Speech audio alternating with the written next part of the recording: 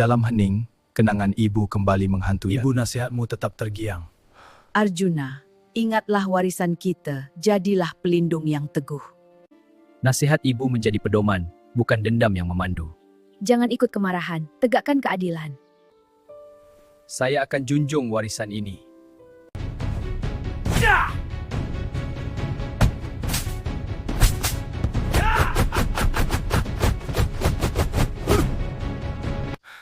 Kenangan itu menguatkan tekadnya, bukan dendam yang membara.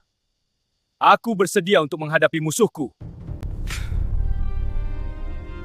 Dalam pertempuran, satu saat hilang fokus boleh membawa padah. Dia hilang kemana dia?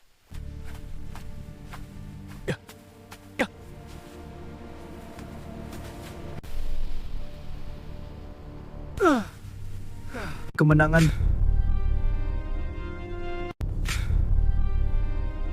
Bukan hasil kekuatan sendiri tetapi bantuan sahabat.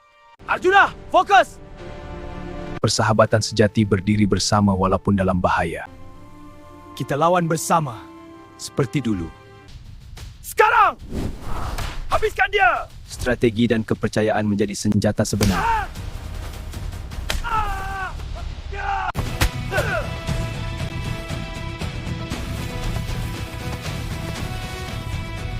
Habiskan dia!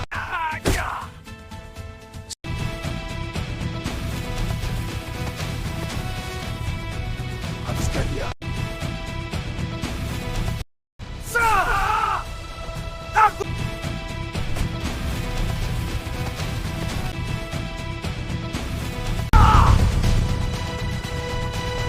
Habiskan dia!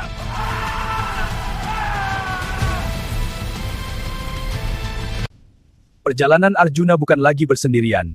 Aku bantu sampai habis. Terima kasih. Kalian akan menyesal! Hai semua, latihan hari ini memang terbaik. Betul, kita semua hebat bekerjasama. Tahniah, semangat korang memang Betul, baru tuan. seronok. Jumpa lagi esok. Bagus, terima kasih. Korang memang kawan baik.